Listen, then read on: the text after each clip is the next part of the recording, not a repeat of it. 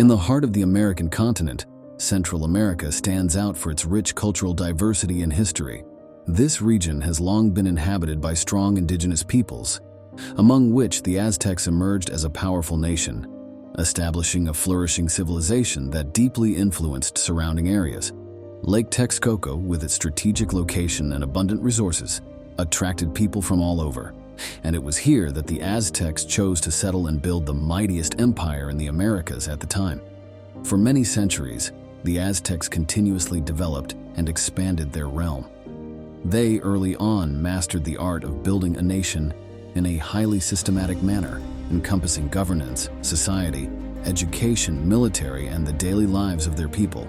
These advancements marked a significant leap forward compared to many contemporary nations or tribes.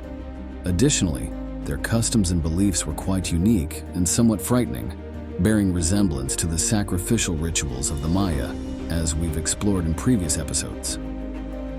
So today, let's delve into and uncover all the secrets of the Aztecs.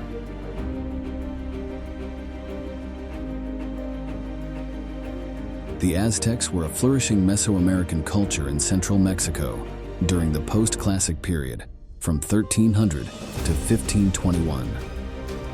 Comprising various ethnic groups in central Mexico, particularly those speaking the Nahuatl language, the Aztecs dominated much of Mesoamerica from the 14th to the 16th century. Aztec culture was organized into city-states, one of which participated in forming political alliances or empires. The Aztec Empire was a federation of 3 city-states established in 1427. Tenochtitlan, the Mexica or Tenochtitlán city-state, Texcoco, and Tlacopan, formerly part of the Aztec Empire, with dominant power in Azcapotzalco. While the term Aztec is often narrowly applied to the Mexica of Tenochtitlan, it is also widely used to refer to Nahua entities or tribes in central Mexico during the pre-Spanish colonial period, as well as the Spanish colonial period, 1521–1821. Most ethnic groups in central Mexico during the post-classic period shared basic cultural characteristics of Central America, and many distinctive features of Aztec culture cannot be said to be unique to the Aztecs alone. For similar reasons, the concept of the Aztec civilization is best understood as a specific horizon of Central American civilization in general. Central Mexican culture included maize cultivation, social stratification between nobility, Pipiltin, and commoners, Macualtin, a pantheon of deities including Tezcatlipoca, Tlaloc, and Quetzalcoatl, and a calendar system of Achupahwali of 365 days intercalated with a Tonalpohualli of 260 days. Particularly for the Mexica of Tenochtitlan, there was the patron deity Huitzilopochtli, double pyramid temples and pottery referred to as Aztec War to IV. From the 13th century, the Valley of Mexico was a densely populated center and the rise of city-states. The Mexica were latecomers to the Valley of Mexico, founding the city-state of Tenochtitlan on unpromising islands in Lake Texcoco, which later became the dominant power of the Aztec Triple Alliance or Aztec Empire. It was an empire that expanded political hegemony far beyond the Valley of Mexico, conquering other city-states across Central America by the end of the post-classic period. Aztec culture and history are primarily known through archaeological evidence found in excavations such as the famous Templo Mayor excavation in Mexico City, from indigenous works, from eyewitness accounts by Spanish conquerors. Important for knowledge of the Nahuas after the conquest was the training of indigenous scribes to write alphabetic texts in Nahuatl, mainly for local purposes under Spanish colonial rule. At its height, Aztec culture had a rich and complex philosophical, mythological, and religious tradition, as well as notable achievements in architecture and art.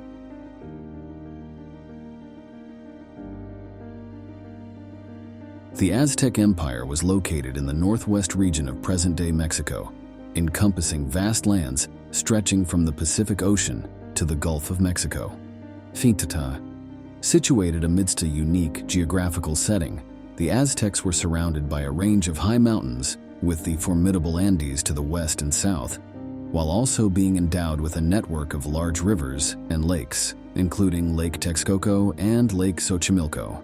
The climate of this region is complex, often influenced by climate variability and environmental changes. The area is strongly influenced by the system of the Andes mountain ranges, creating unique climatic conditions, ranging from humid tropical climates in the highlands to humid tropical climates in the lowlands. The geographical features of the Aztec Empire include various types of terrain, from deep valleys and fertile wheat plains to mountain ranges and grassy plateaus.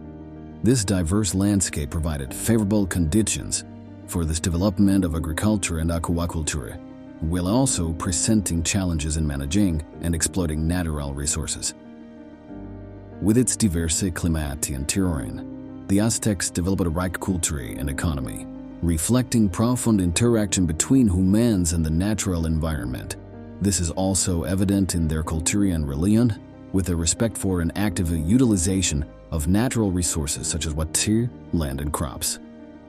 However, environmental and climatic changes also posed significant challenges for the Aztecs, especially in managing water resources and coping with natural disasters and other environmental phenomena.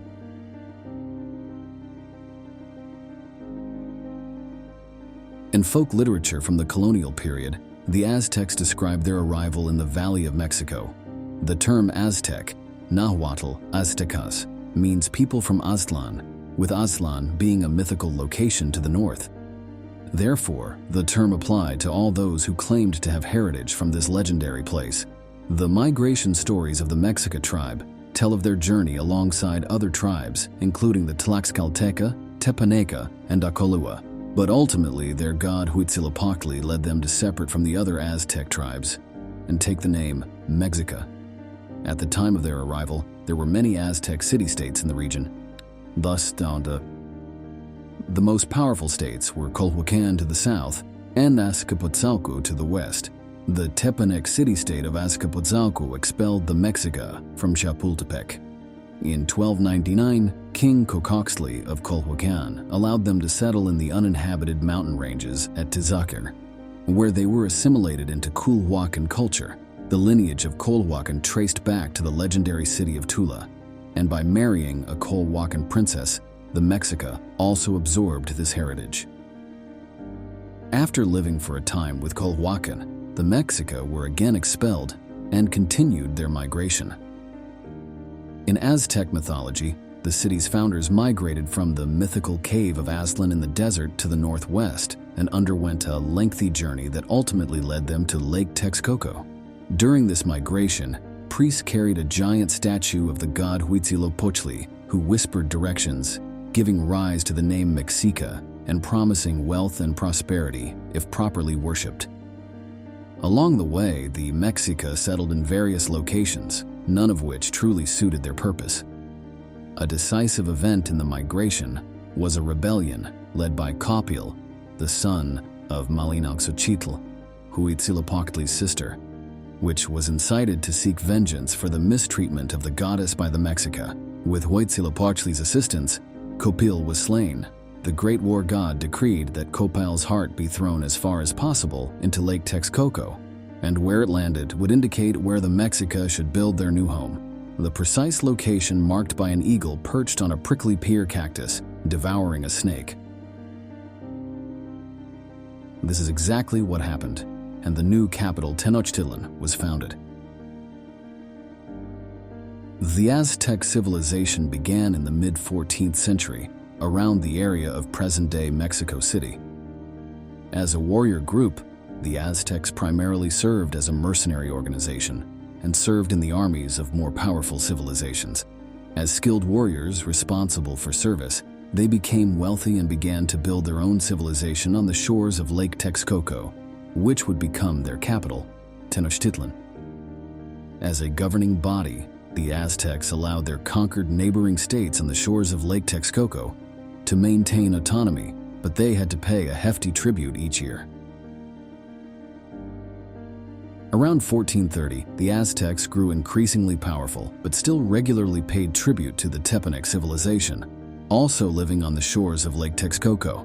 The Aztecs formed an alliance with the Tlacopan and Texcoco civilizations to create the Triple Alliance. They used this alliance to defeat their rivals and gain control of the region, with the Aztecs emerging as the dominant civilization within the group.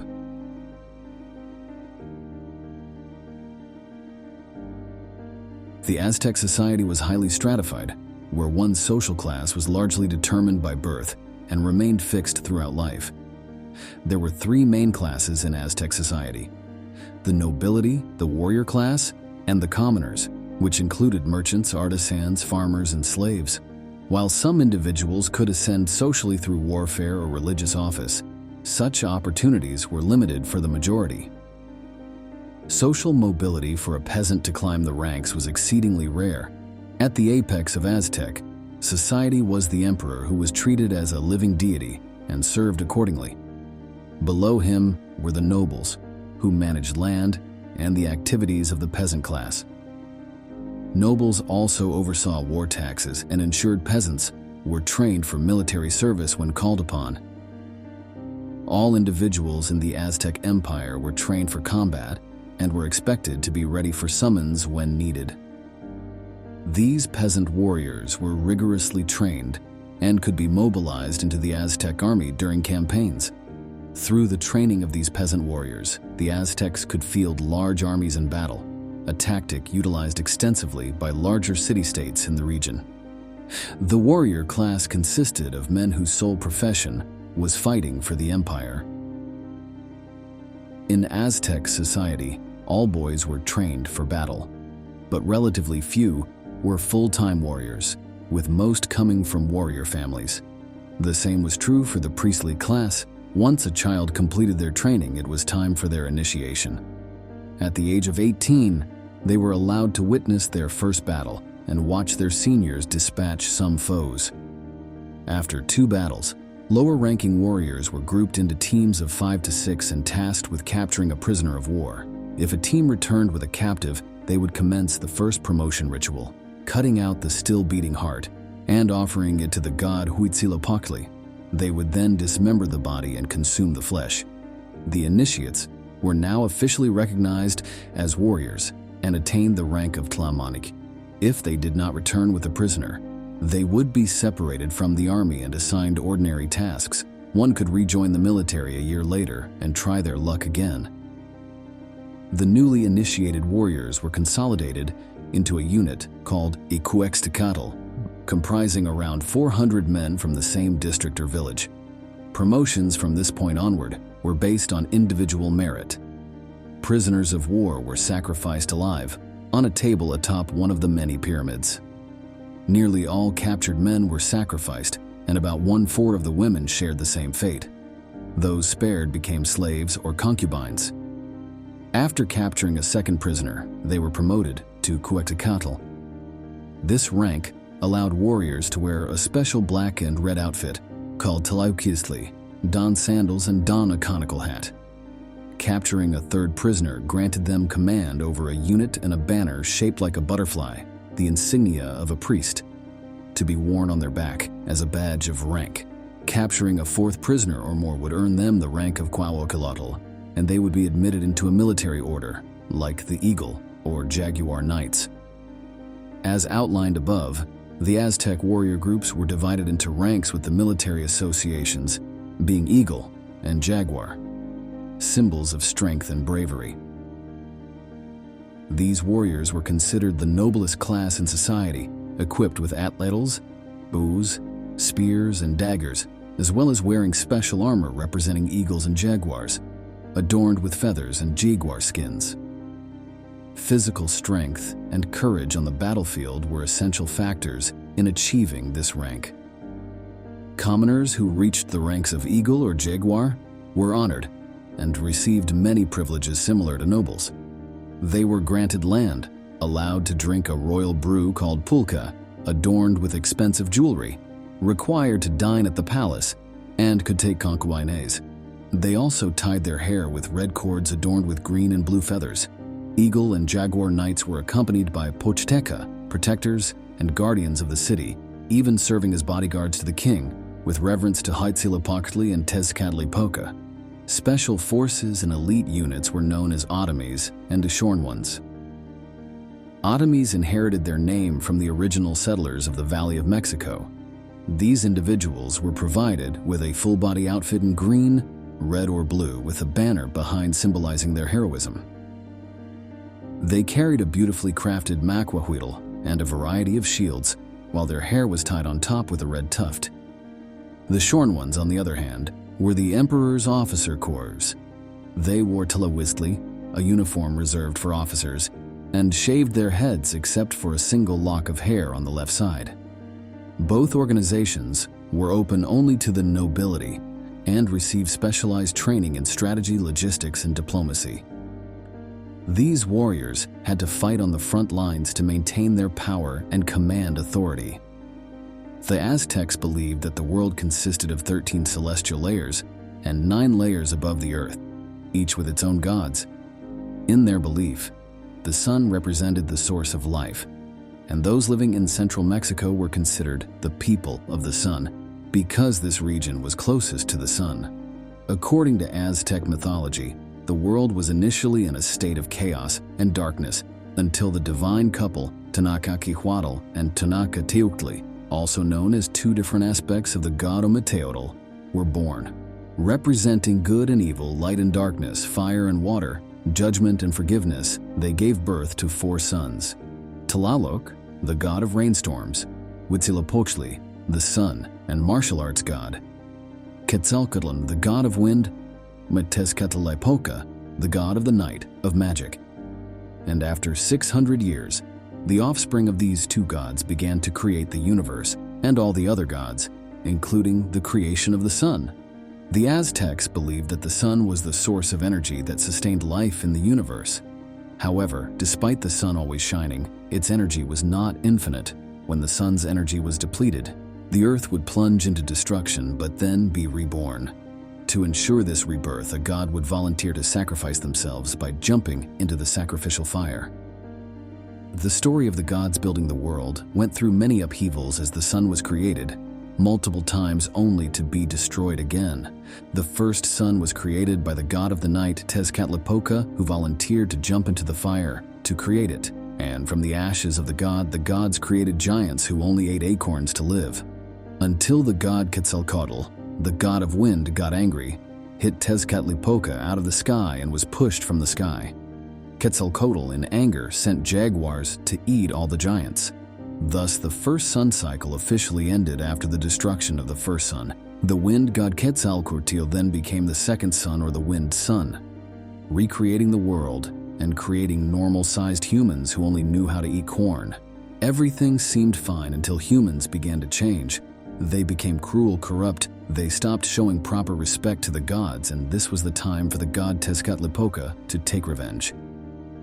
He disguised himself as a sorcerer and used dark magic to curse all the evil people into monkeys. Witnessing that scene, Quetzalcoatl was also saddened and left the sun, turning into a great storm, sweeping away all the people, or monkeys, from the earth. So the second cycle officially ended. After Quetzalcoatl abandoned the sun, the rain god Tlaloc became the third sun, and thus this sun is also called the rain sun. At this time, the god Quetzalcoatl had also created a new race of people, and thanks to the rain, this world continued to flourish and humans could sow corn seeds by themselves. It can be said that this is a happy and prosperous world. However, the god Tezcatlipoca once again became a troublemaker. He seduced the wife of Tlaloc and took her away to a place no one knew. Too saddened by the betrayal of his wife, Tlaloc forgot the duties of a god. He shone like the sun but refused to rain and ignored everyone's pleas. So a terrible drought swept across the earth, killing many people. And finally, in anger at the constant pleading, then Tlaloc also gave a heavy rain. However, instead of saving people, it killed more people and didn't stop there. Then the god tried to add a rain of fire to destroy the world. And the third sun cycle lasted 364 years, ending in a barren earth. The gods then also built a completely new earth from the ashes. The successor to the title of the fourth sun was the sister of the predecessor, Tlaloc, the goddess of water Chalchiuhtlicue. In this era, humans began to learn to plant corn to support themselves. However, once again the god Tezcatlipoca was the one who destroyed everything. Both the people and Chalchiuhtlicue felt sad when he blasphemed the goddess that she didn't really love humans and only showed mercy when praised. Chalchiuhtlicue was also so heartbroken that she cried blood for the next 50 years and caused a terrible flood, drowning all the people grieving on the earth. Unable to accept the sight of humans being destroyed again by Tezcatlipoca, the god Quetzalcoatl went into hell to steal the bones of the dead from the underworld ruler Mictlantecutli. And then with magic and his own blood, the god resurrected humans again, under the light and the fifth sun. Finally, the world we are living in corresponds to the fifth sun, which is the shaking sun. This is the newest cycle still ongoing, and also the only cycle to the sun having movement across the sky. In this cycle, there will be two gods competing with each other to become the sun. That is Tenochtitlan and Nanahuatzin by the production of the gods, but for both of them to jump into the fire leading to now, the universe has up to 2 suns. The world is too bright, and the other gods support that Nanahuatzin threw a white rabbit into the face of this god Tenochtitlan, making this sun dimmed into the moon, and also because it is too weak. So the gods also have to continuously shed blood for this sun to be able to maintain existence. And the Aztecs believed that every disaster happened was a sign that the sun was running out of energy and the gods were not strong enough to bleed. And every time like this, the Aztecs had to perform a living sacrifice ceremony to be able to contribute more energy to the sun and extend the existence of this universe. Unable to accept the sight of humans being destroyed again by Tezcatlipoca, the god Quetzalcoatl went into hell to steal the bones of the dead from the underworld ruler Mictlantecutli, and then with magic and his own blood, the god resurrected humans again under the light and the fifth sun. Finally, the world we are living in corresponds to the fifth sun, which is the shaking sun. This is the newest cycle still ongoing and also the only cycle to the sun having a movement across the sky. In this cycle, there will be 2 gods competing with each other to become the sun. That is Tenochtitlan and Nanahuatzin by the production of the gods. But for both of them to jump into the fire, leading to now the universe has up to 2 suns. The world is too bright, and the other gods support that Nanahuatzin threw a white rabbit into the face of the god Tenochtitlan, making this sun dimmed into the moon, and also because it is too weak. So the gods also have to continuously shed blood for this sun to be able to maintain existence. And the Aztecs believed that every disaster happened was a sign that the sun was running out of energy and the gods were not strong enough to bleed. And every time like this, the Aztecs had to perform a living sacrifice ceremony to be able to contribute more energy to the sun and extend the existence of this universe.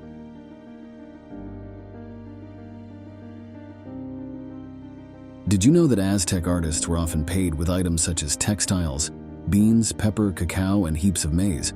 The upper class in Aztec society owned the majority of artworks. In fact, many noble families wore colorful clothing and jewelry, including bracelets and necklaces. Legend has it that Emperor Montezuma II never wore the same outfit twice. The Aztecs created various forms of art, including jewelry, knives, pottery, sculptures, and mosaics. Mosaic art consisted of paintings or patterns created from small pieces of materials. The Aztecs used a sacred mineral called turquoise to create their mosaics. They also utilized coral, shell, and obsidian, a volcanic glass-like stone. Masks were also significant to the Aztecs, with many masks featuring mosaics. Masks were used for decoration, ceremonies, as well as after death. These masks often symbolized one of the Aztec deities and were worn or placed in temples by priests. And what do you think was the most common form of Aztec art? Featherwork. Featherwork originated from the Aztecs, and artists who created featherwork were highly esteemed. Feathers from exotic birds, including quetzals, long-tailed parrots, and parakeets, were woven together to create feather mosaics, cloaks, and headdresses. Only the nobility and the wealthy could wear featherwork in Aztec society. Artistic themes: leopard, rattlesnake, dog, eagle, and flycatcher. The Aztecs revered animals and used them as symbols in their art. These symbols often represented Aztec deities. Frogs signified joy, while monkeys symbolized dance and celebration. The eagle symbolized warrior, the Dombrium that fly creature was a symbol of the Tzomunkard and Turid, famous Aztec art. Can you imagine discovering a lost Aztec calendar? The Aztec sunstone was found beneath Mexico City in 1790. It had been lost for 300 years. The calendar is 12 feet in diameter, or the length of 2 men. It was carved from basalt, a hard volcanic rock that helped us understand the Aztec gods. Another great discovery is the Aztec feathered shield. The shield was covered in a layer of featherwork. It is believed to depict a green grasshopper in the middle. Architecture. Like modern society, the Aztecs built and designed buildings to serve various purposes. However, without modern tools, their achievements would be incredibly impressive, especially as the land around Aztec cities was very marshy and therefore not optimal for construction. So most of their innovations involved creating artificial islands.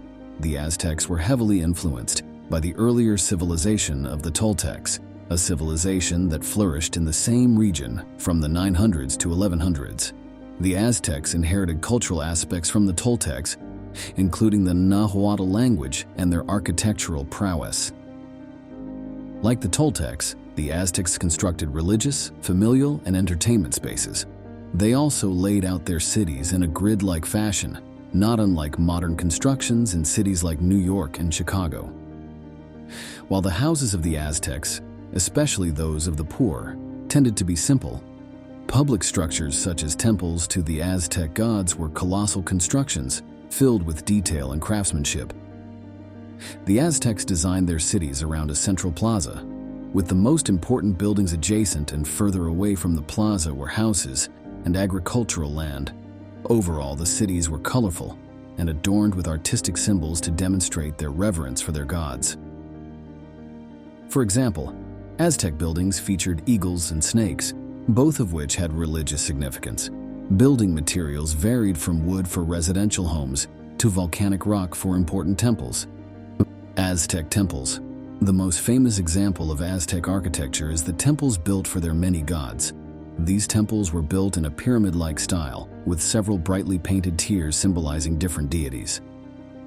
Religious symbols carved into stone were also common. The Aztecs infused every aspect of their temple architecture with symbolism to honor their gods. The tops of the temples included wide, flat spaces for the worship of the main deities and featured a statue of the deity, as well as decorated walls and sacrificial altars. The most famous architectural feat among these is the Templo Mayor, the center of the city of Tenochtitlan. Records of the temple, mainly from the Spanish conquest, show a great example of considering themes in Aztec design. First built in the mid-1400s, the Templo Mayor was constructed from wood, rebuilt, and expanded with stone many times throughout its long history. By the time of the Spanish conquest, it stood 180 feet tall. The Aztecs considered the entire architectural space around the temple to be sacred. The mayor's temple had a special procession avenue and a long staircase leading to the twin temples on top of the pyramid, dedicated to rain and war gods. When worshippers built the temple facing east, the rising sun could be clearly seen between the two temples on the equinox, showing the Aztec respect for the sun and their use of symbolism in their architecture. This was also evident in how the rain god was associated with mountains, leading some historians to suggest that the pyramid itself was considered a tribute to this god, as it was an artificial mountain. The Aztecs built their temples to be closer to the divine and to have a place to offer their many sacrifices. Aztec priests regularly performed blood rituals, but this civilization is best known for its frequent use of human sacrifice. The Aztec gods needed to be constantly appeased through sacrificial rituals, which included killing captured male and female prisoners of war, as well as the children of prominent citizens, considered extremely valuable sacrifices. The requirements varied, depending on the needs of the specific deity. The architecture of the temple served its purpose when the bodies of the victims were brought down the pyramid to the statue of a goddess that other gods in Aztec mythology had thrown from her position. Aztec homes. While Aztec homes tend to be overlooked due to the allure of temple architecture, these architectural works were also impressive at the time.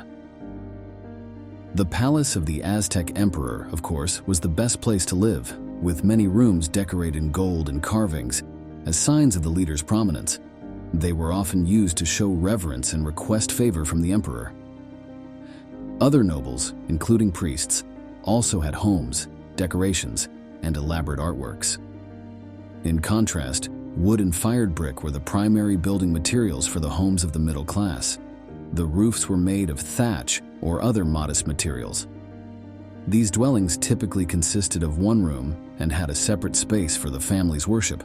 Near these homes were the famous chinampas, or floating gardens built on the lake, tended by lower-class people. These gardens demonstrated an impressive ability to use space because they took advantage of marshy areas and encouraged the development of irrigation systems to bring water to the city.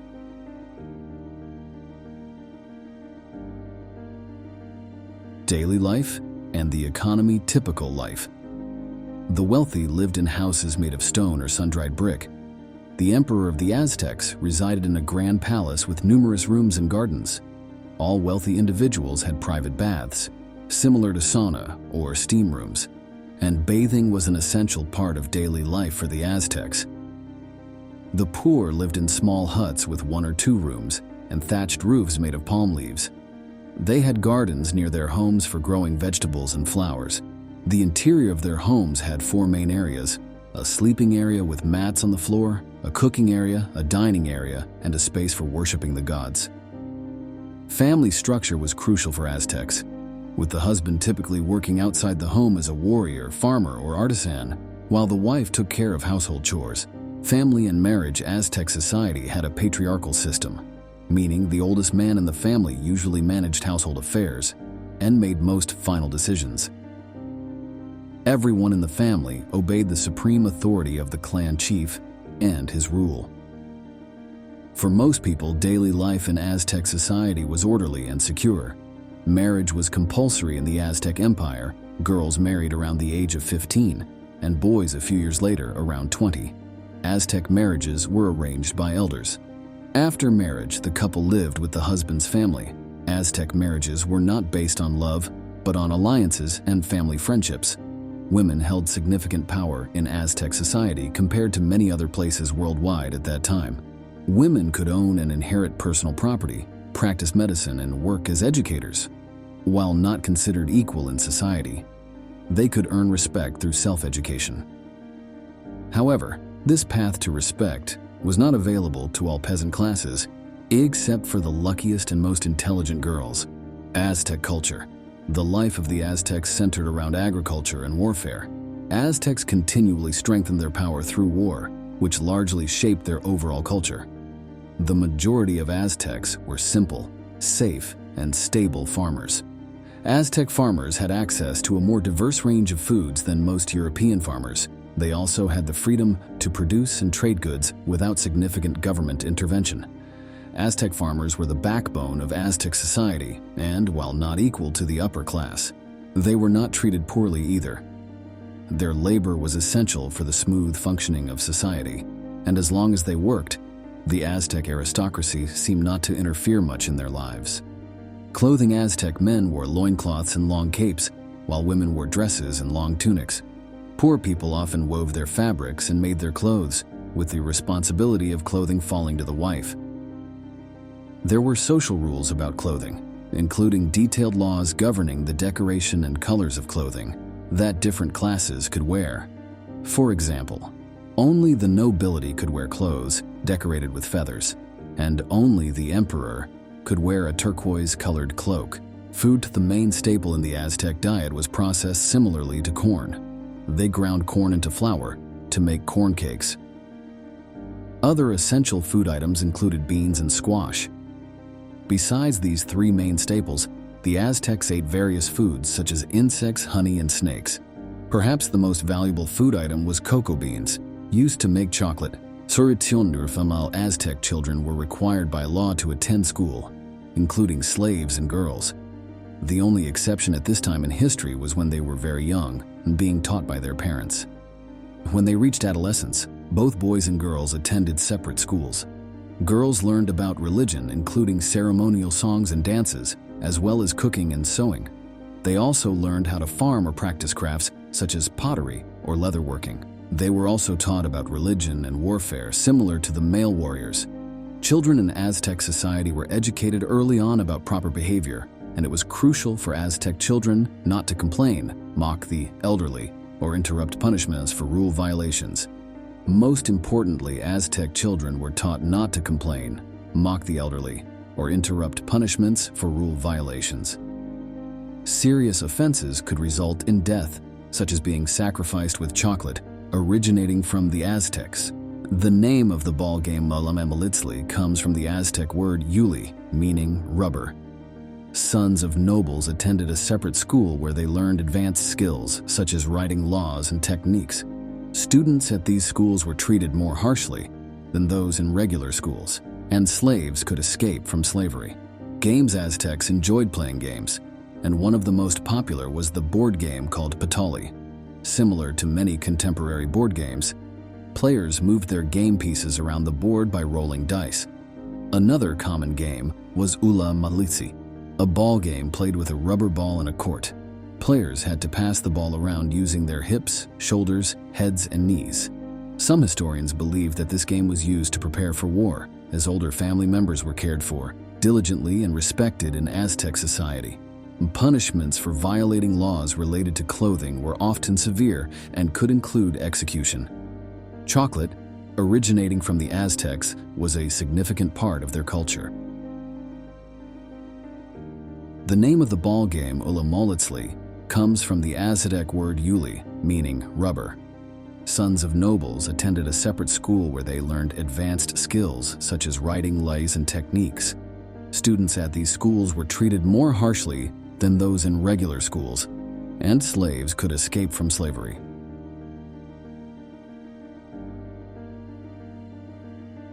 Agriculture. The Aztecs were skilled farmers, and their farming methods are still used today. Aztec farmers exploited every piece of land available for cultivation.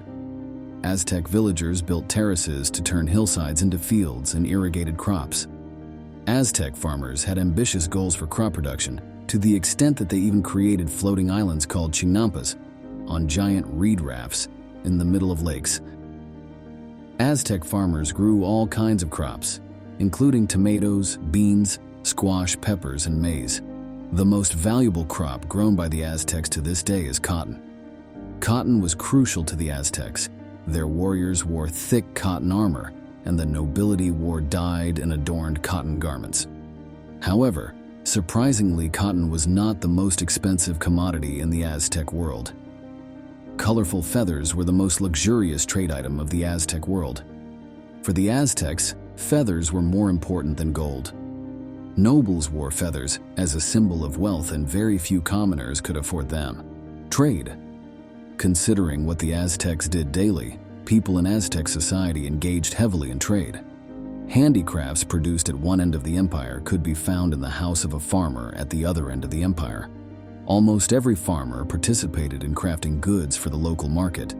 Aztec farmers had access to almost every type of commercial goods that the nobility could access. Farmers produced goods for trading to increase income. Ziur. As the Aztec Empire developed, land resources shrank, and farmers earned more significant income from trading goods than from agriculture. Among the most common trade items were obsidian, used for knife blades, cotton fabric, for clothing and wearing, and pottery. Of course, perishable goods such as food were also exchanged. The Aztecs had no wheeled vehicles or draft animals, so all traded goods were transported by people or boats. As a result, the Aztecs built a vast network of roads for relatively easy travel.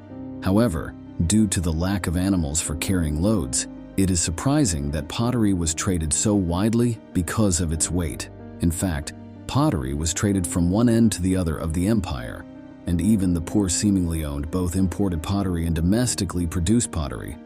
Trade seemed to be something that the state did not intervene in. Because of this, most farmers created commercial goods as a way to earn extra income.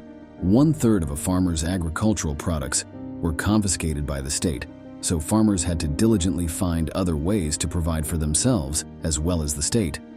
Slaves were also traded throughout the empire.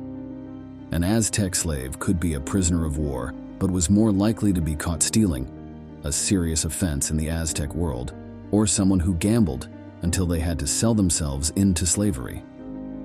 A slave in the Aztec Empire had almost the same rights as everyone else, except that they had to work for their owner. A slave could marry, own property, and operate a business.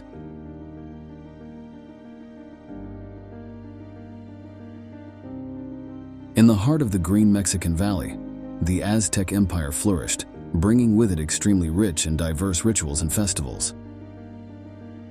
With their deep religion and unique culture, the Aztecs built a ritual system with the purpose of honoring the gods, maintaining the balance of the world, and commemorating important events in history and culture. Crops.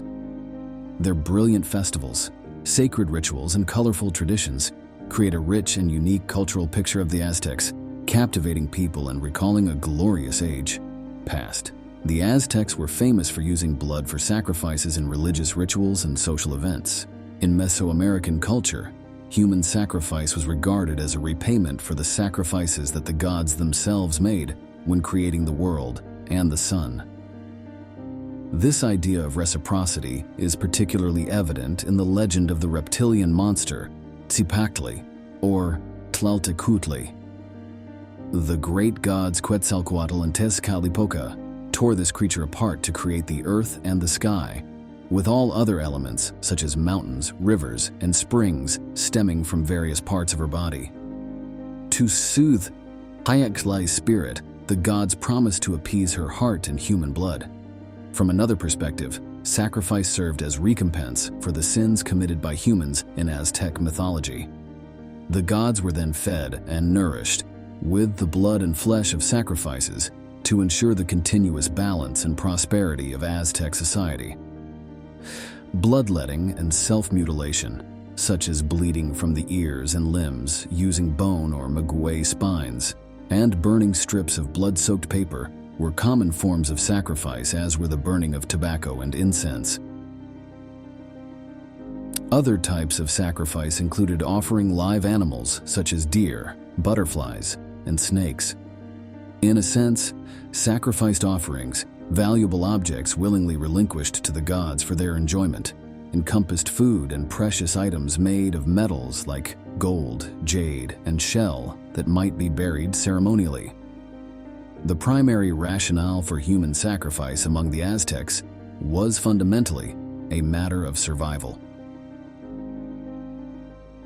According to Aztec cosmology, the sun god Huitzilopochtli waged an eternal battle against darkness, and if darkness were to prevail, the world would end. To keep the sun moving across the sky and preserve their lives, the Aztecs believed they had to nourish Huitzilopochtli with human hearts and blood. It's hard to fathom, but many Aztec soldiers, slaves, and citizens were willingly brought to the sacrificial altar. Offering one's heart to Huitzilopochtli was a great honor and a ticket to a fortunate afterlife, fighting alongside the sun god's army against the forces of darkness. When the Aztecs sacrificed humans to Huitzilopochtli, the victims would be placed on a sacrificial stone.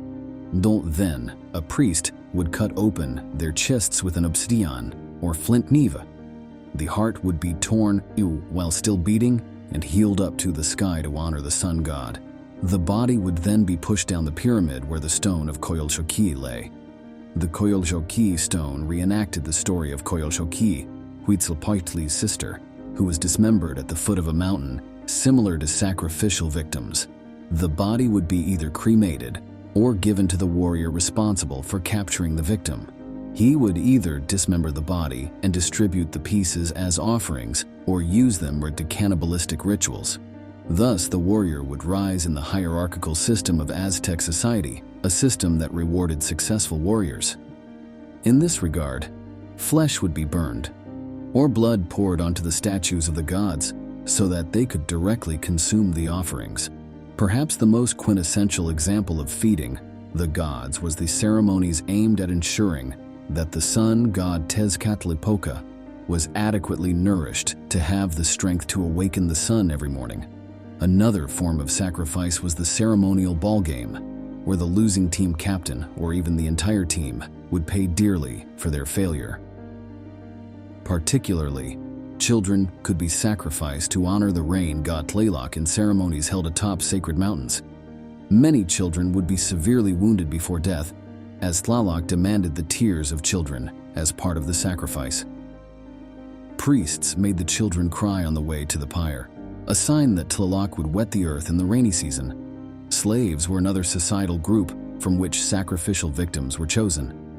They might accompany their rulers in death or be offered as sacrifices to ensure prosperity in trade. Among the most esteemed sacrificial victims were those impersonating divine beings. Specially selected individuals would dress as a specific deity before sacrifice.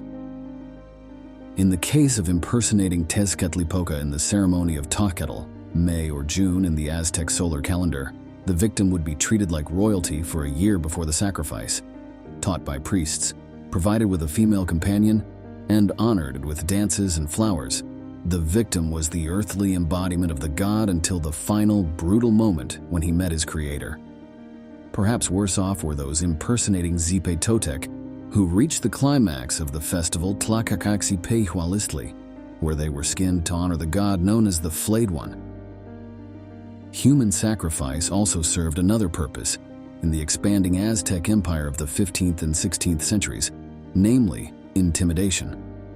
The mass-killing rituals and the display of severed heads on a grand scale served as vivid reminders of the empire's power and extent of its dominance.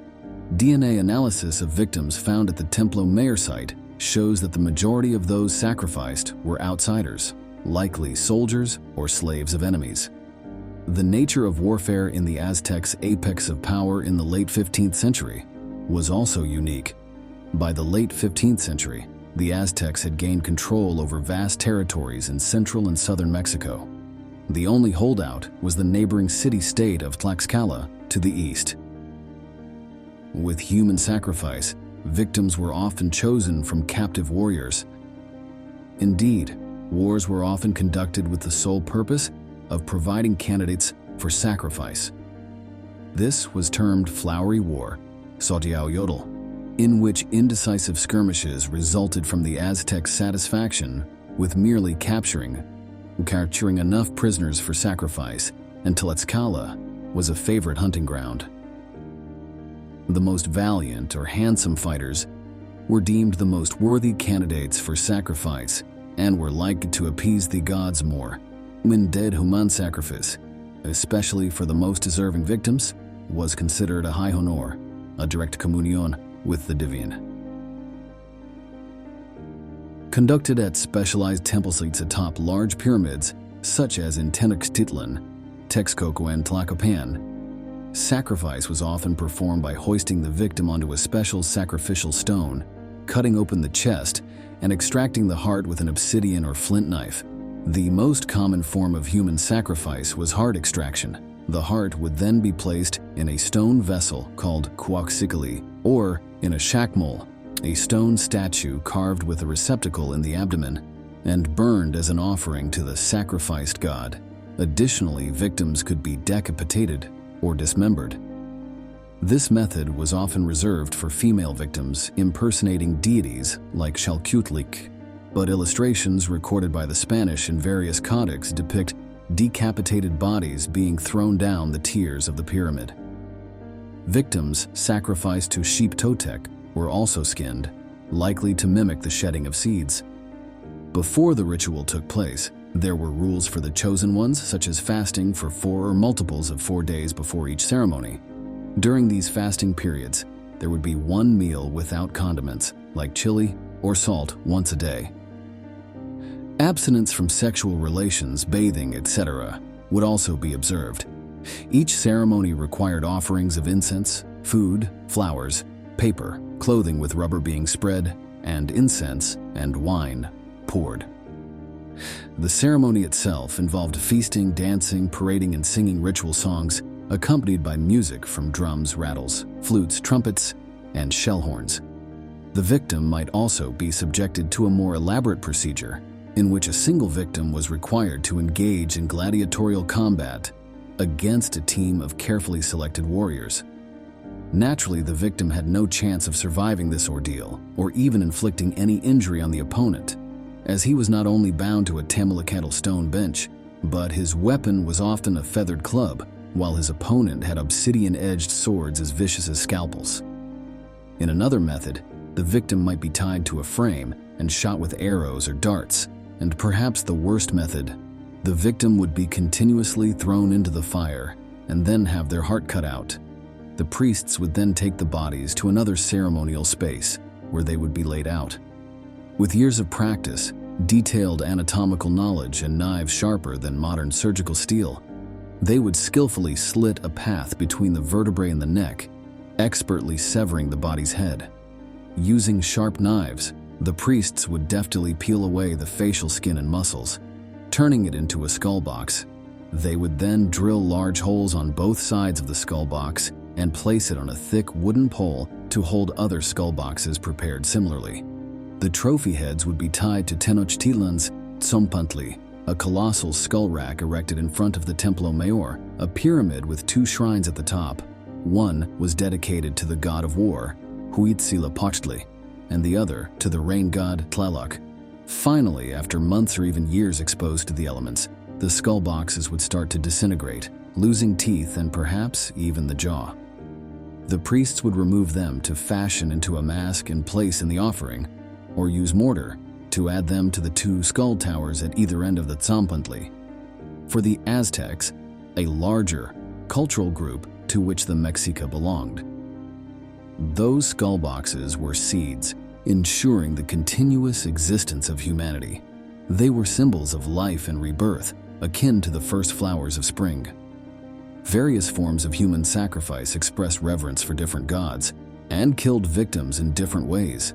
Victims might be shot with arrows, die in gladiatorial combat, be sacrificed in Mesoamerican-style ball games, burned, flayed after sacrifice, or drowned. Individuals who failed to complete their ritual duties would be dealt with in a much less honorable manner. This offense to the gods needed to be atoned for, so the sacrificial offerings would be killed while being punished instead of being honored. For the Aztecs, human sacrifice was a normal way of showing reverence to the divine.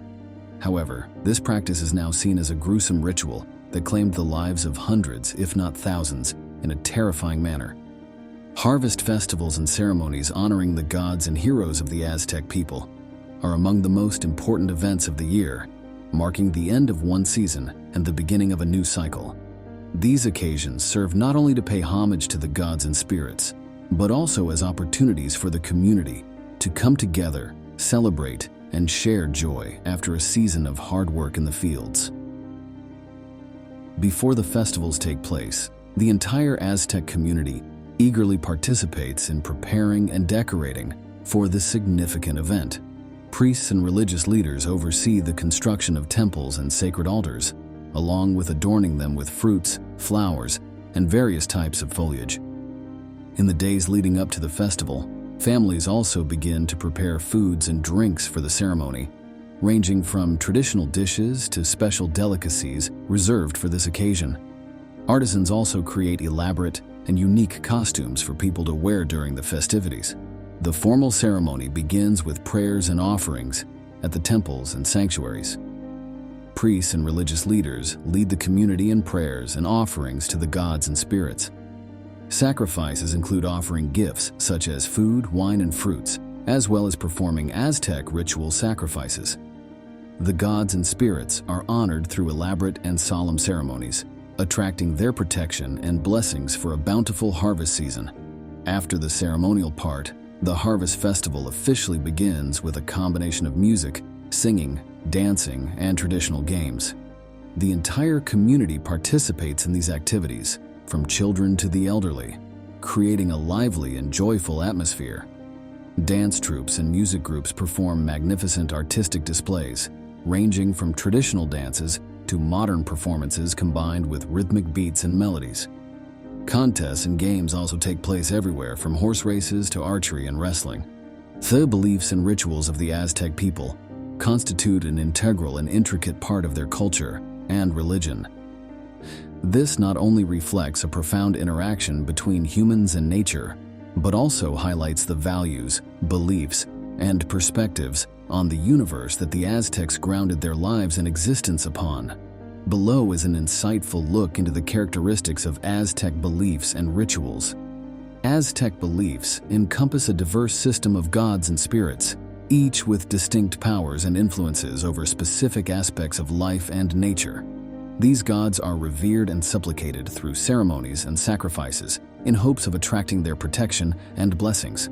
For example, Huitzilopochtli, the god of war and protection, is regarded as the guardian deity of the Aztec Empire and is often honored through sacrificial rituals.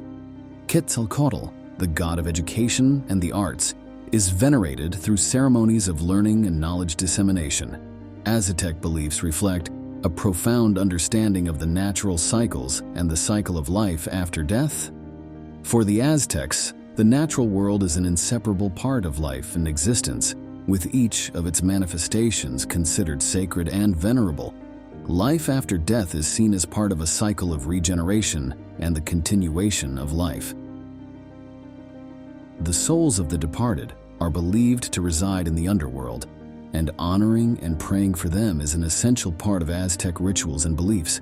While Aztec beliefs demonstrate respect and reverence for the natural world and the gods, they also reflect hope and optimism for the future.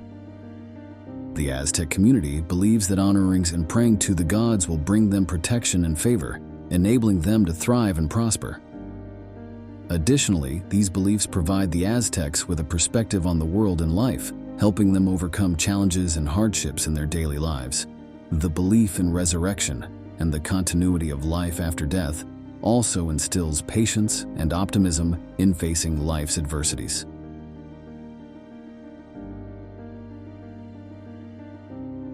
The Aztec Empire, a formidable power dominating central Mexico in the 15th and early 16th centuries, controlled a capital that was one of the largest in the world.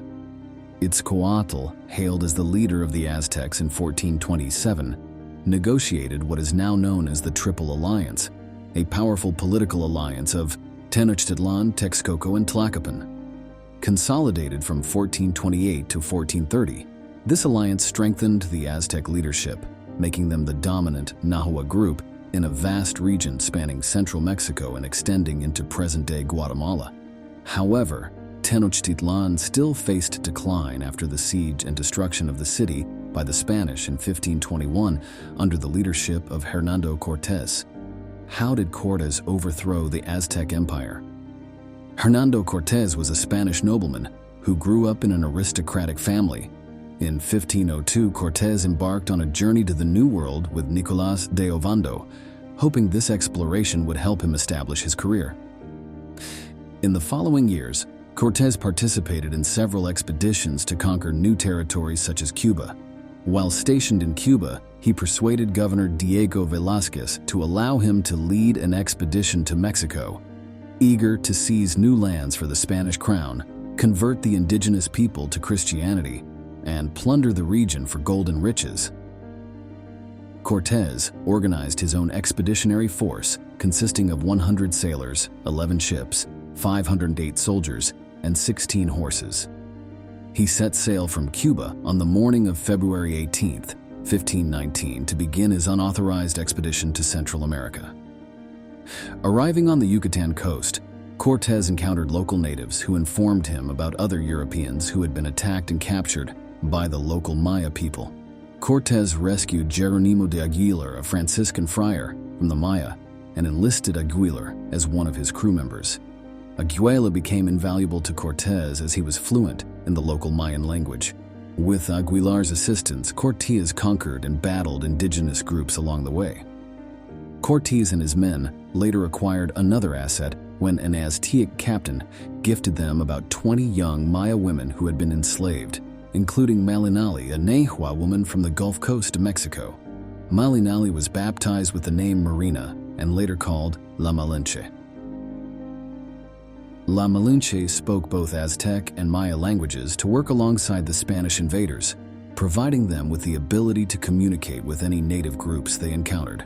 With La Malinche and Aguilar in tow, Cortés, at the Totonac coast, learned that there was an emperor, further inland, who controlled a land called Mexico, the northern region of Yucatan and Tabasco. Cortés decided that he was the person he needed to meet to settle matters. The Spaniards knew that the emperor lived in Tenochtitlan, a city built on an island in the middle of a large lake. The only way to enter the city was through one of 3 causeways paved with stone. Each causeway had gaps for boats to pass through and drawbridges to cross. The king's name was Moctezuma. Montezuma attempted to bribe the newcomers. He sent ambassadors to offer them gifts in the hope that they would become pleased and leave. However, the gifts, especially gold, only made the strangers more eager to visit him. Montezuma then instructed his ambassadors to provoke the people into killing the Spanish while they were admiring the gifts and feeling hospitable. However, the plan backfired. Instead, Cortés incited Montezuma's subjects against Montezuma. The Aztecs were not beloved by the tribes they had conquered. In fact, the subjugated people were the main source of the thousands of human hearts that the Aztecs sacrificed to their gods every year. In a town in Totonac, Aztec tax collectors appeared and called the local leaders to a meeting. Seeing the dejected look of the leaders after the meeting, Cortés asked Malinche what had happened. Malinche told him that the Aztecs demanded that the Totonac hand over 20 young men and 20 young women to Montezuma as a ransom for the offense of hosting the Spanish. Cortés requested the Totonac to seize and imprison the Aztecs. The local leaders, fearing Cortés more than the Aztecs, complied with his order. Though not formally on paper, Cortés had become the emperor of the Totonac, the coastal subjects of Montezuma. Instead of signing a treaty with the native ruler, Cortés was turning himself into a ruler, the next step being the lord of all Mexico.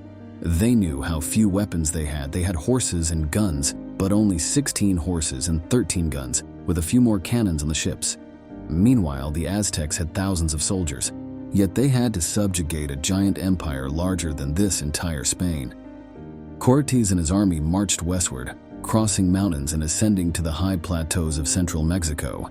He traveled alongside Totonac warriors, people eager to retaliate against their former overlords.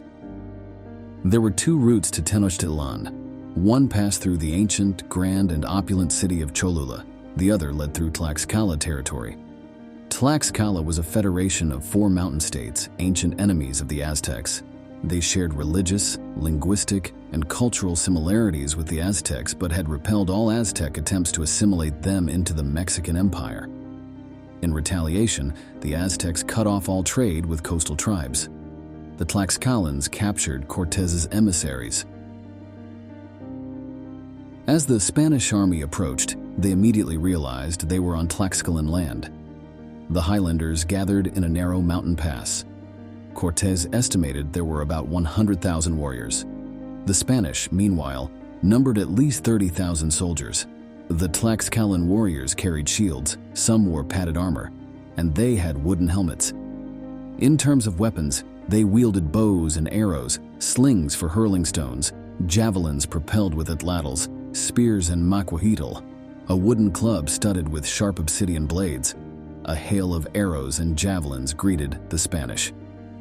To provoke the battle, Cortés shouted in archaic Spanish, "San Diego y Alia," St. James in charge at them, and led the charge with his cavalry followed by infantry. The indigenous fighters did not flee. They pulled a Spanish horseman off his mount and bludgeoned him like an animal. Spanish arrows easily pierced the shields and armor of the indigenous warriors, but they loaded arrows much slower than the Tlaxcalans' bows. Gunfire made the indigenous hesitate, but it did not intimidate the Tlaxcalan soldiers. Cannons thundered down the narrow pass, cutting through the throngs of warriors.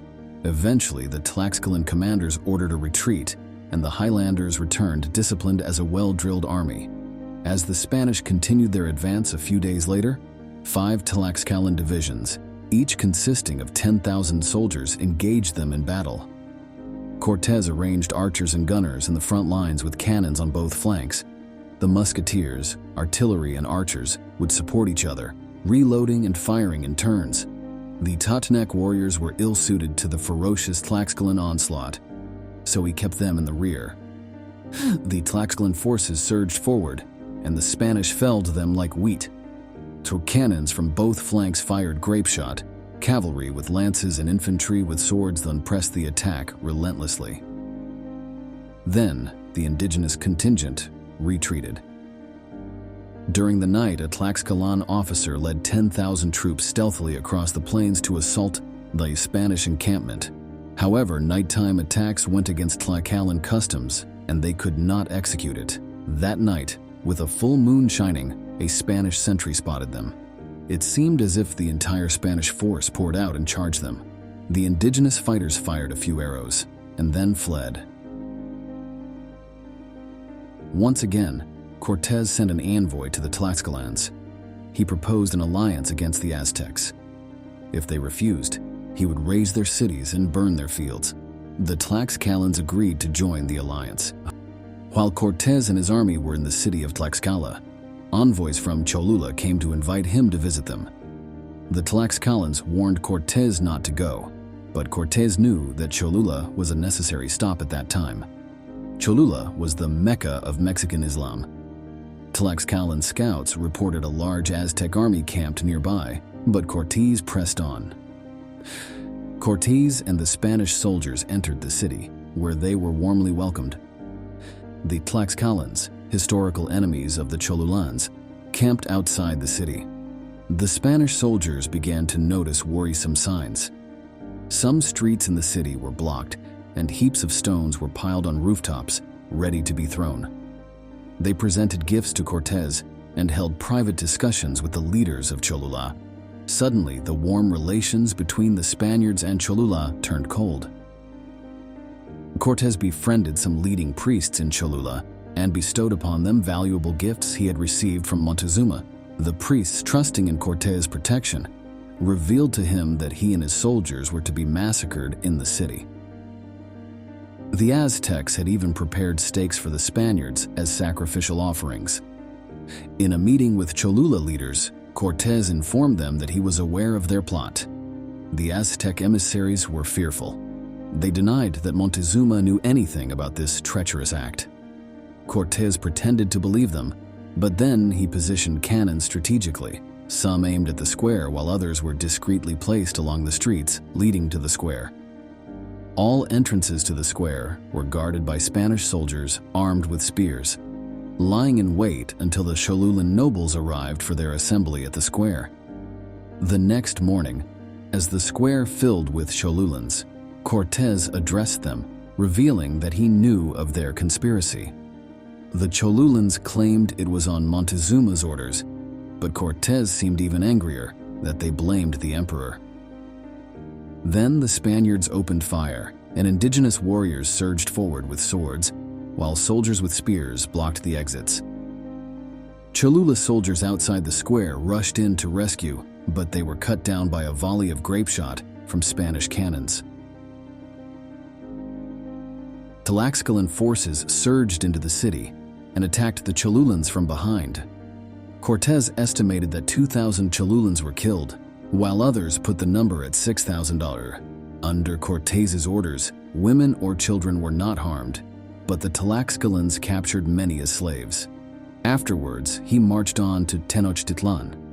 The Spanish and their indigenous allies traveled through a pass between the two highest peaks in North America, Iztaccíhuatl and the volcanic peak of Popocatépetl, standing at 5,356 meters above sea level. In the frigid high-altitude air, the Spanish army gazed down upon the Valley of Mexico, a lush green land with pristine lakes. Some cities were built on the shores, while others were entirely constructed on the water. In the midst of a lake lay Tenochtitlan. On November 8, 1519, a force consisting of 400 Spaniards and around 6,000 indigenous allies marched along the causeway leading to the Aztec capital. The causeway traversed a salty lake and was constructed with large stone slabs coated with lime mortar, wide enough for 10 horsemen to ride abreast. Montezuma welcomed Cortés into the palace, taking him on a tour of the city. Cortés questioned Montezuma about how a wise and noble ruler could follow a religion so cruel, worshipping deities resembling evil spirits. Montezuma's demeanor grew chilly. He explained that these gods had brought prosperity and dominion over this world to the Aztec people. He also mentioned that more sacrifices would be required for the gods, as outsiders had defiled their temples. Cortés's priests advised him against attempting to convert the Aztecs, as he had done with the Totonac people. But Montezuma's subjects became increasingly resistant. Despite reaching Tenochtitlan, the Spaniards had yet to achieve much. Therefore, Cortés requested an audience with the emperor. Subsequently, accompanied by Alvarado and a few of his most trustworthy knights, Cortés abducted Montezuma and held him in the Spanish headquarters. Cortés and his men continued treating Montezuma as a king, but the Aztec emperor understood that he was effectively living in a luxurious prison. Eventually, Montezuma summoned Cortés to his chamber within the Spanish quarters of the palace. He stated that the nation's gods had conveyed a message to the priests. If the strangers did not leave the city, they would be driven away, or preferably sacrificed. Cortés replied that he would gladly depart if given boats. Montezuma promised to provide materials and labor heirs. Cortés agreed, but secretly instructed the shipbuilders to delay the construction as much as possible. He hoped to find a solution to the situation before the boats were completed. Before long, Cortés received news that the governor of Cuba had dispatched Spanish forces to arrest him for disobedience. Leaving his trusted lieutenant, Pedro de Alvarado, in charge of Tenochtitlan, Cortés led an expedition to confront the Spanish forces at the coast. South, Cortés' forces defeated the army and brought the surviving Spanish soldiers back to reinforce Tenochtitlan. Some Aztec nobles approached Alvarado, mentioning their plans for the annual festival to honor the god of war, and inquired if Montezuma could join them. However, it was impossible. The Aztecs assured they would be warmly welcomed to hold their festival near the Spanish headquarters as long as they came unarmed. In truth, the Spanish soldiers also wanted to witness the festival. Alvarado contemplated repeating Cortés' actions in Cholula. However, unlike Cortés, he took no steps to verify the rumors. When the dance reached its most captivating moment, the Spanish soldiers launched an attack, slaughtering all 600 Aztec nobles. The entire Aztec populace rose up, and the Spanish, along with the Tlaxcalans, were besieged within their palace. The Aztecs set fire to the Spanish boats on the lake.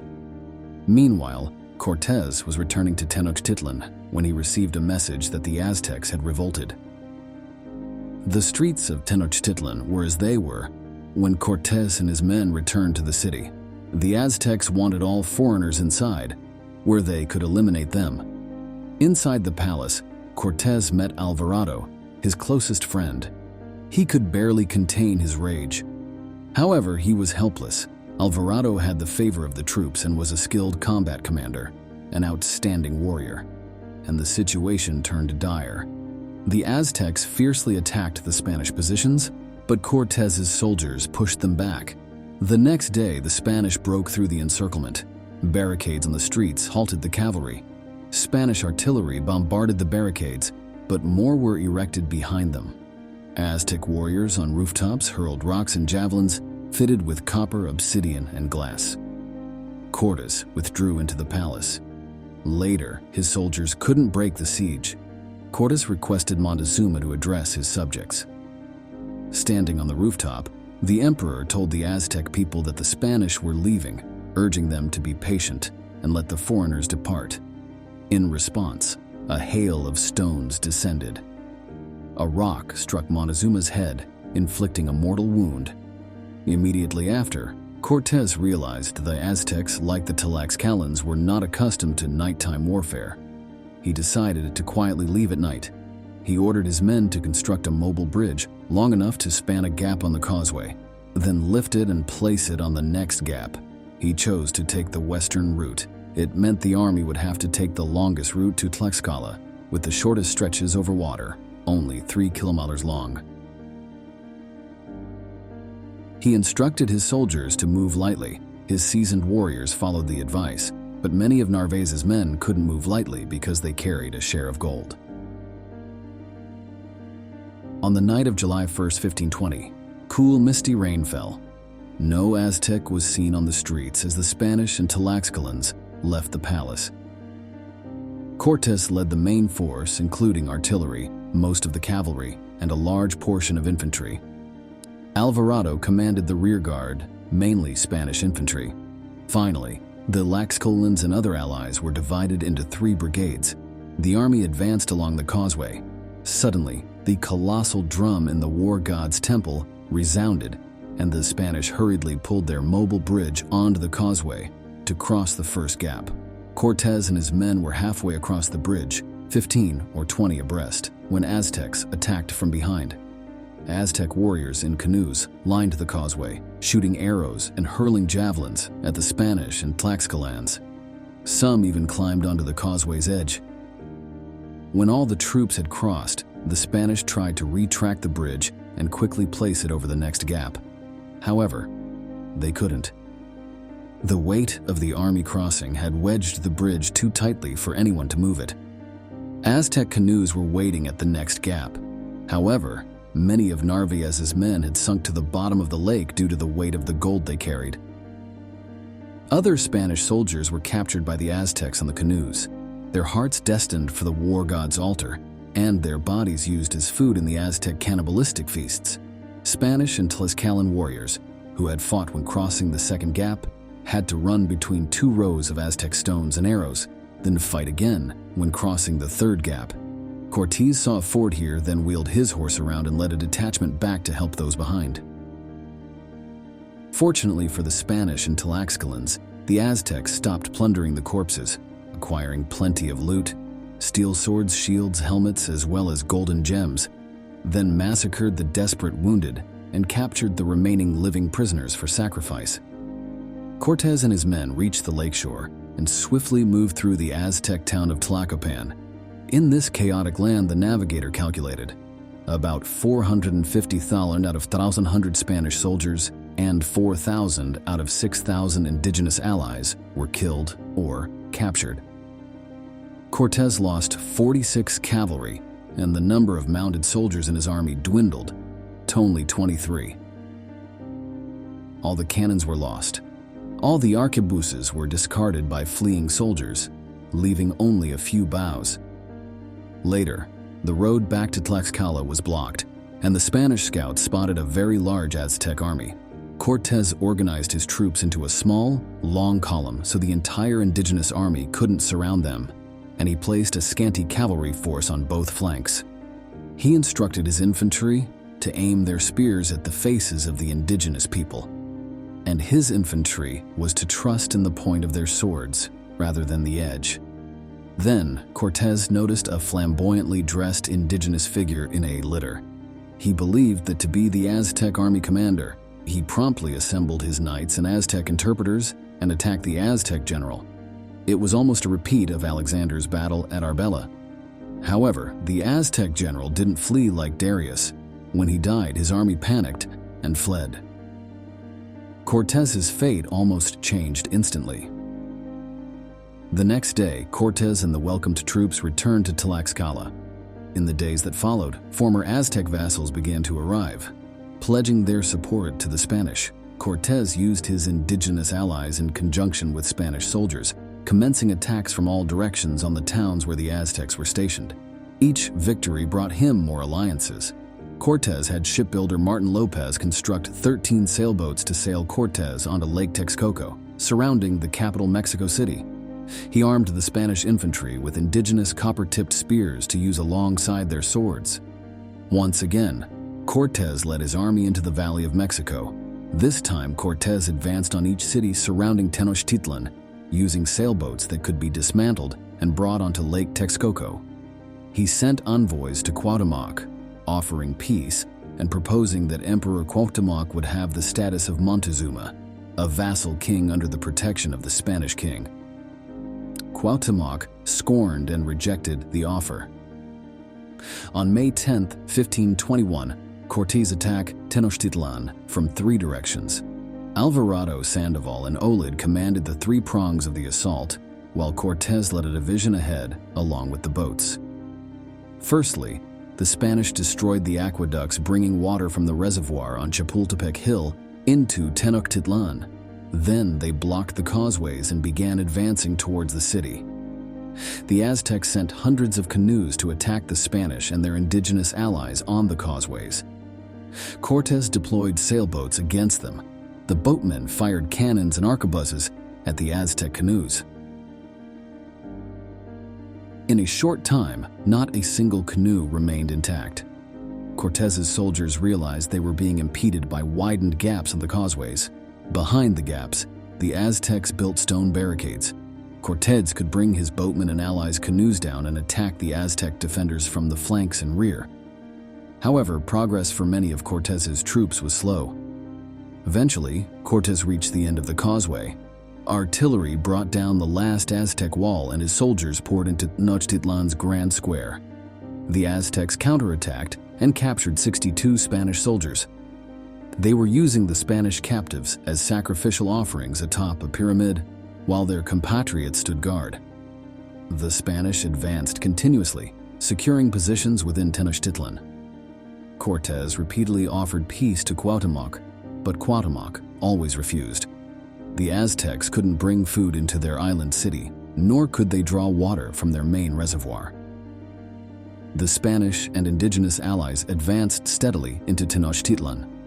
Artillery brought down Aztec barricades, and firearms, along with arrows, decimated Aztec soldiers before they could get close to the invaders. Close-quarter combat favored the Spanish swords. Cortés ordered his soldiers to destroy any large buildings the Aztecs could use as strongholds. By August, the Aztecs were no longer able to resist. Cortés breached the last stronghold, and the Tlaxcalans, along with the indigenous allies, went berserk. Even Cortés couldn't stop the slaughter. His allies killed 150,000 Aztecs. Cuauhtémoc continued to resist on a small island until August 12, 1521, when he surrendered. Cortés praised his bravery. Cortés' conquest of Mexico was entirely unprecedented. A European power had crossed the ocean and conquered another civilization. Before Cortés, Europeans had been content with establishing trading posts, occupying port cities, and at most claiming small islands inhabited by indigenous peoples. Several generations of Portuguese had done so in Africa and India. The Spanish had also begun this work in the Caribbean. However, after Cortés, they began to conquer and subdue the mainland. Alvarado, emboldened by Cortés, conducted a bloody conquest through the Mayan kingdom of Chiapas in Central America, earning recognition as a conquistador, a Spanish conqueror of Central and South America. Francisco Pizarro led an audacious expedition to Peru and, through luck, conquered an empire even larger than Mexico. The success of the Spanish led other Europeans to the Americas: Swedes, Dutch, French, and English. The Portuguese succeeded in revolutionizing trade in the Old World. Meanwhile, the Spanish succeeded in creating a new world. They also created a new trade route, the route across the Pacific Ocean. Alvarado's final expedition was to cross the Pacific to the West Indies. Unfortunately for Alvarado, he delayed the expedition to rescue a besieged Spanish officer in the Jalisco state of Mexico and was killed. However, a generation later, the Spanish would traverse the Pacific like a shuttle between Mexico and the Philippines. The New World had integrated with both sides of the Old World.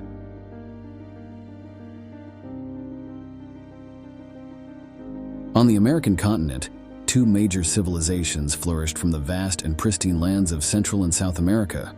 These were the Aztec and the Maya, two peoples with unique histories yet deeply rooted similarities. Hence, many have wondered if the Aztecs and the Maya were merely different names for the same civilization. Of course, the answer is no. They were two entirely distinct peoples with many differences. However, perhaps the numerous similarities and resemblances between them have led many to this misconception. Both the Aztecs and the Maya inhabited diverse geographical regions, ranging from mountains to valleys and along the coastlines, which influenced their ways of life and cultural developments, or even interactions, trade, and mutual learning.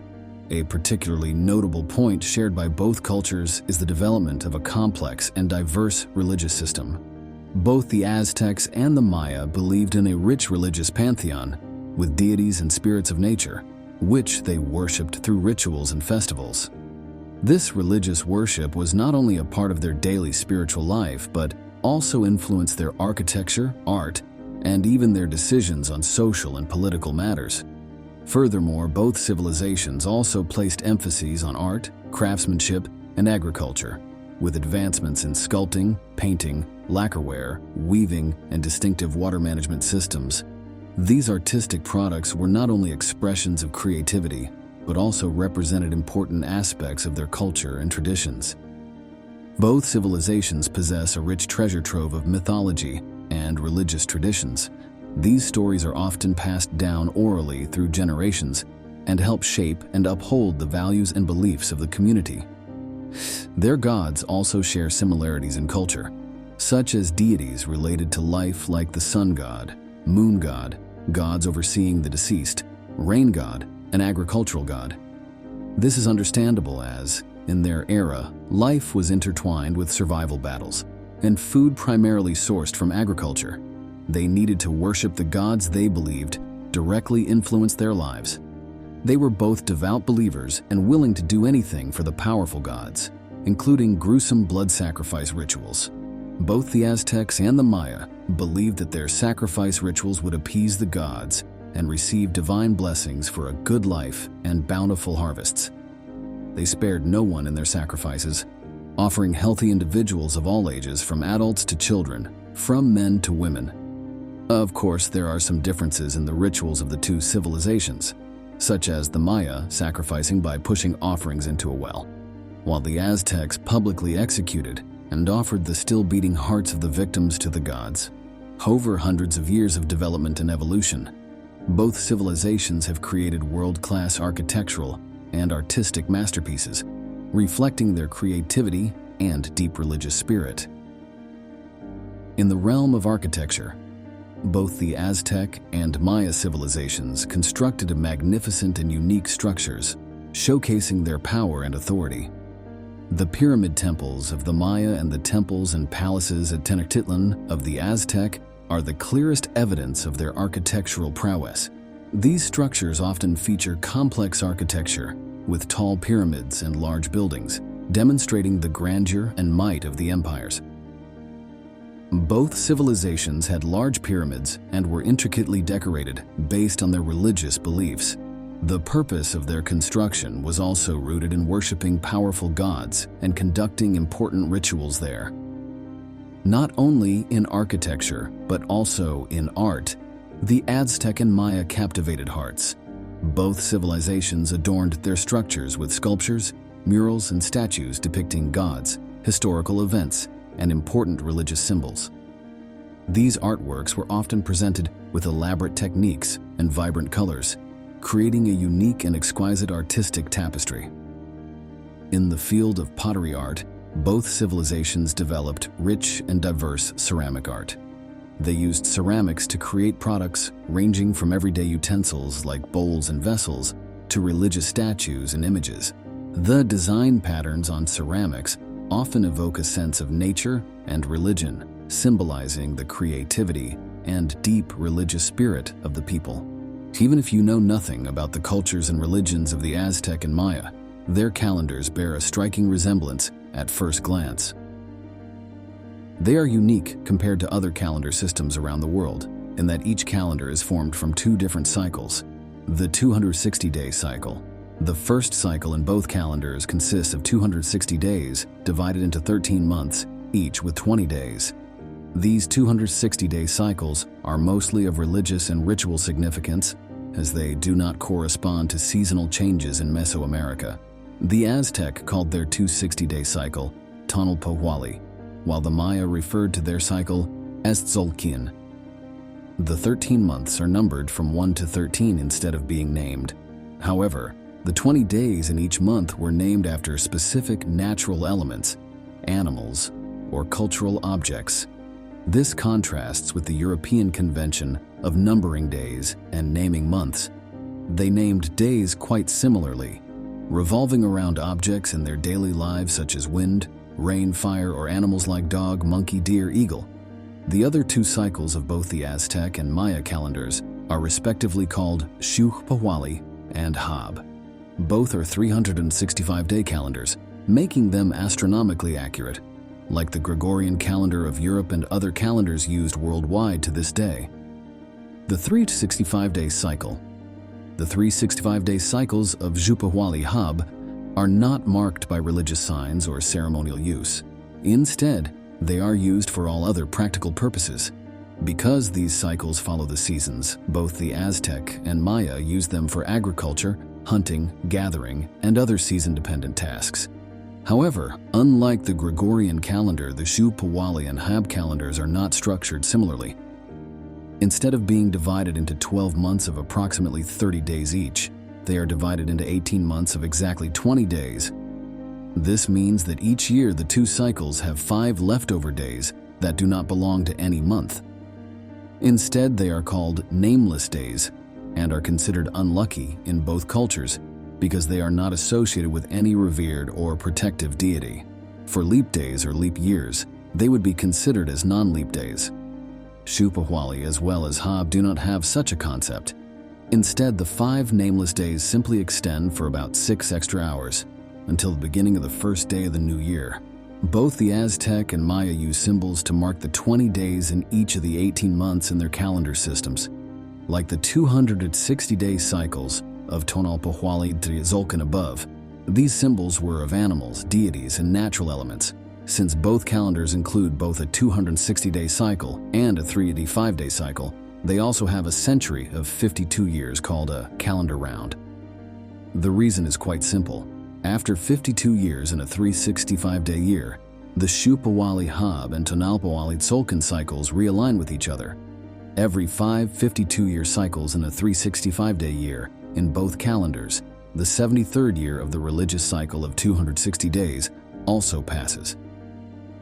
On the first day of the 53rd year, a new calendar round begins. Coincidentally, this is somewhat close to the average lifespan, slightly higher than average, of a human being. To make the matter a bit more complex, both the Aztec and Maya count 52-year cycles, not just by number but by combining various numbers and symbols that will match each other in many different ways. Although both the Aztec and Maya had a concept of this cycle, the Aztecs certainly emphasized it more. They believed that at the end of each cycle, the sun god Huitzilopochtli would battle his siblings, the stars, and his sister, the moon. And if Huitzilopochtli did not receive enough nourishment from human sacrifices during the 52-year cycle, he would lose the battle, and the moon and stars would destroy their mother, Earth, and the universe would have to start anew. The Maya did not have such a prophecy, so for them, the 52-year calendar round was just a period of time, much like a century for us.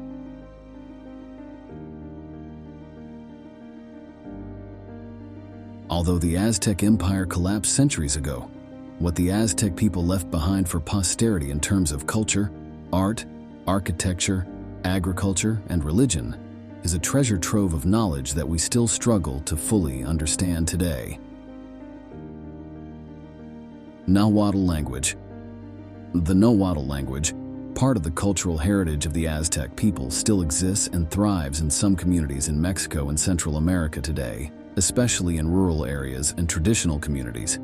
Despite undergoing various changes and influences from other languages, Nahuatl still maintains its vitality and importance within its community. Speakers of Nahuatl often use this language in their daily communication, from conversations with family and neighbors to participating in traditional events and ceremonies.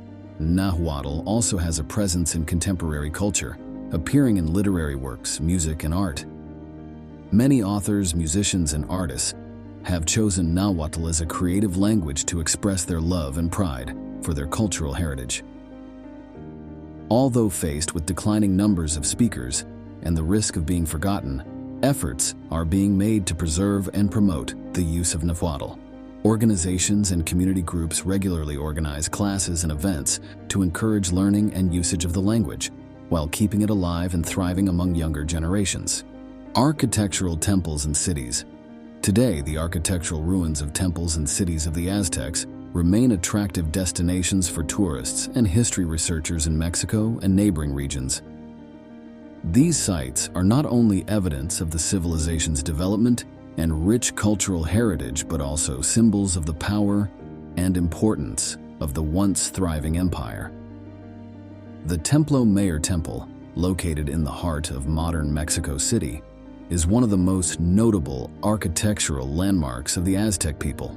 With its towering structure and intricately carved statues and walls, this temple was a site for important religious ceremonies and sacrifices in Aztec culture. Visitors can explore archaeological sites and learn about the religious practices of the Aztec people when visiting here. Additionally, the city of Tenochtitlán, where the Aztecs built their capital on an island in Lake Texcoco, is also recreated through museums and cultural centers. Models and illustrations depicting the development of this city help tourists understand how the Aztecs built and managed this large city. Despite suffering destruction and largely being demolished by political and religious authorities after the Spanish conquest, Aztec monuments are still being carefully preserved and restored. Their presence is not only an important part of Mexico's cultural heritage, but also a source of inspiration and learning about a civilization that was both advanced and creative. Although the Aztec civilization disappeared centuries ago, their rituals, beliefs, and religion still exist and contribute to the cultural and religious landscape of Mexico and Central America. These elements are not only a part of a long-standing cultural heritage, but also symbols of connection to nature and respect for deities and souls. Aztec rituals, such as sacrifices and harvest festivals, are still organized and commemorated in some indigenous communities. But speaking of gruesome rituals, blood and human sacrifices have been strongly recognized by communities and ended these cruel events. Nowadays, when talking about sacrifices and harvest festivals, they often come with activities such as dances, music, and performances, along with performing traditional rituals like burning incense and offering sacrifices. The purpose of these ceremonies is often to pray for bountiful harvests, protection from disasters, and to honor the gods and ancestors. The beliefs of the Aztecs are also preserved and practiced in some communities. Belief in gods and spirits such as Quetzalcoatl and Huitzilopochtli is still an important part of the spiritual life of some indigenous peoples. Respecting and praying to these gods is often done through traditional ceremonies and festivals. The religion of the Aztecs, although influenced by other religions such as Catholicism and folk religions, still holds appeal and power within the community. Combining Aztec customs and traditions with other religious elements creates a diverse and rich religious landscape. Over the centuries of existence, the Aztec Empire has been an important part of the history and culture of Central America. From its inception in the Mexico Valley to the powerful development of the capital city of Tenochtitlan, and then the painful end at the hands of the Europeans, they have left a deep mark in the minds of humanity. Even though the Aztec Empire has collapsed, their heritage still exists in ancient relics and in the traditions and arts of their successors. The grandeur of the temples and architectural structures, the power of religious rituals, and the diversity of art and culture continue to inspire future generations. Today, as we look back, the Aztec Empire is not just a story of the rise and fall of an empire, but also a symbol of the strength and resilience of a people. They explored and discovered, they built, and they endured. Although no longer existing in its classical form, the Aztec Empire still lives on in the hearts and spirits of modern people, an indispensable part of human heritage. What do you think about the Aztecs? Does their life stay with you at all? Please leave your opinion below in the comments section. And don't forget to press the subscribe button to support and follow my next videos. Thank you for your attentive listening.